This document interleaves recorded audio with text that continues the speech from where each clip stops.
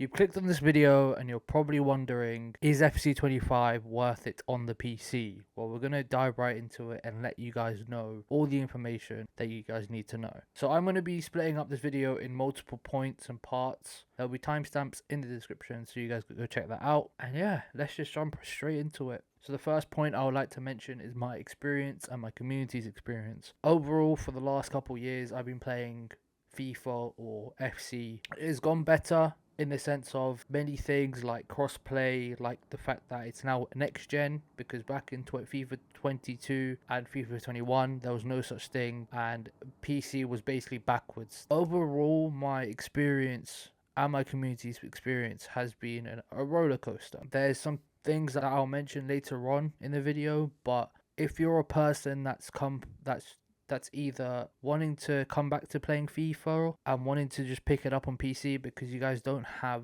a console anymore, by all means do so. Try it out yourself. If you're below 2 hours of the game, then you could 100% get a refund, because that's just how it goes for online, for PC. That's how it goes. The other side of things, if you're a person that just wants to completely switch from console to PC, by all means give it a go once again, because you're not going to be playing with a keyboard and mouse, are you? You're just going to plug in your controller, or you're going to connect your controller wirelessly through Bluetooth or some other way possible. So on that sense, by all means give it a go. I've had a blast. I've always had a blast every year. It's FIFA, right? You're still going to rage. It's the same old. Every game, Ultimate Team wise, has been little bit harder, because there's just too many sweats, right?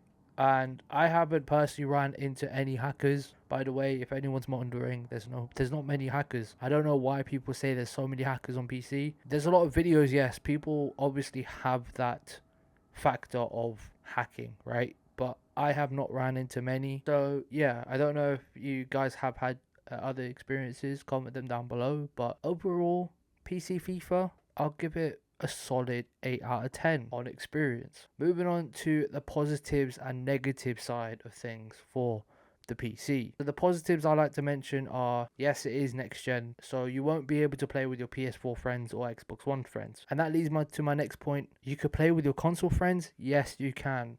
Because it's next gen, you'll be able to play with your PS5 friends and Xbox Series X friends and S.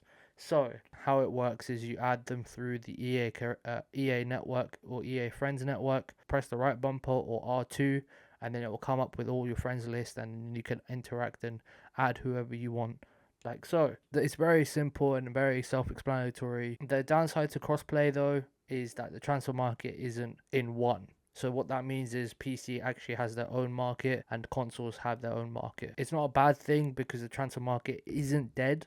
So I don't know why people are still screaming on about PC market so dead. I personally think it's more realistic and more rare to find those certain players that you need. You could grind out all the SBCs, make the most of it, get your numbers up for your coins. Those are the positives. Now we move into the negative side.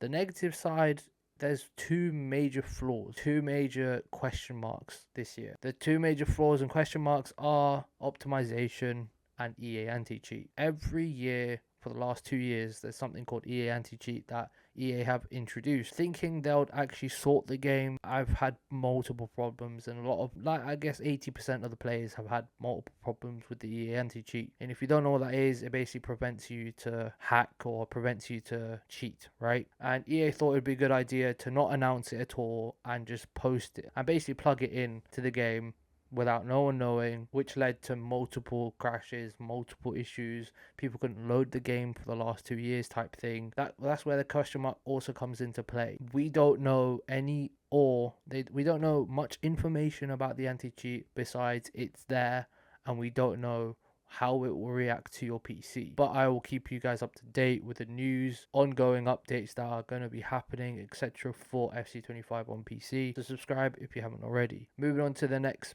question mark and flaw, once again, is similar to the PC side of things. It's optimization. And if you don't know what optimization is, essentially you have obviously your PC specs. Similar to your console, you guys have like a processor, graphics card, etc.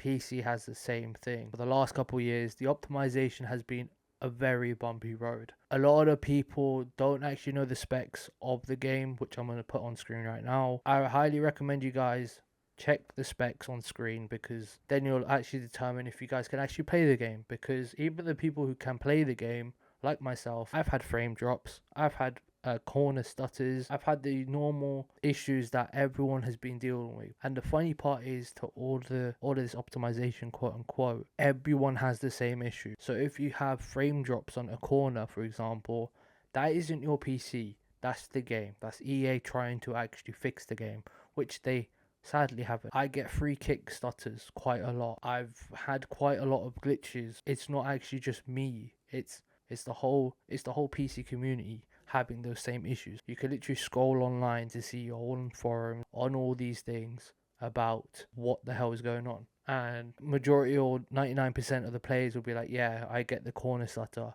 I get a free kick glitch. EA needs to tweak and adapt.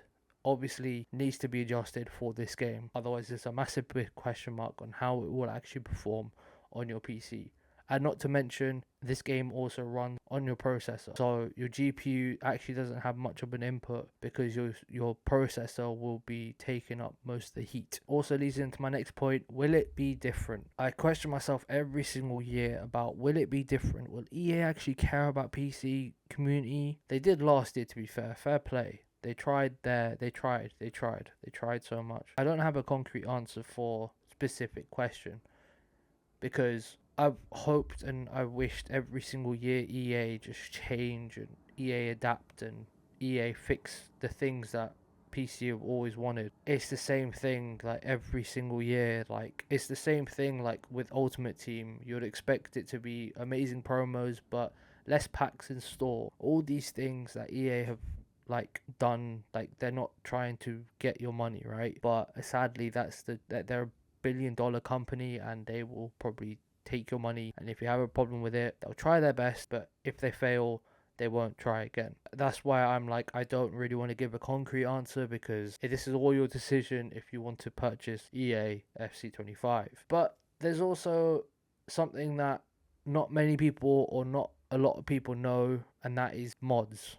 Mods is such a big thing on FIFA or on the PC, and EA actually allow you to do mods, and hopefully this year is the same, is no different. If you love career mode, if you love player career mode, mods is unreal. Even in kickoff you could do so many things, and it's just amazing to see that EA actually allows you to do mods, unlike some people called Activision. An amazing sight to see, like in player career. Obviously there'll be the new social media aspect. Imagine seeing your own tweets, for example. All these things can happen potentially with the new mods. But if you're a fan of career mode, if you're a fan of offline mode, mods is the best place to be. Aside from Ultimate Team that I've mentioned constantly, offline mode is like one of the best things on PC. Final segment I'd like to end off with is that if you're planning on getting FC25, don't actually get it on from EA. And what I mean by that is PC actually has quite a lot of key websites that you guys could get. I'd highly recommend to pre-order your copy from CD Keys, because it's actually in fact very much cheaper than the normal retail price. And on top of that, if you're coming from PlayStation or Xbox,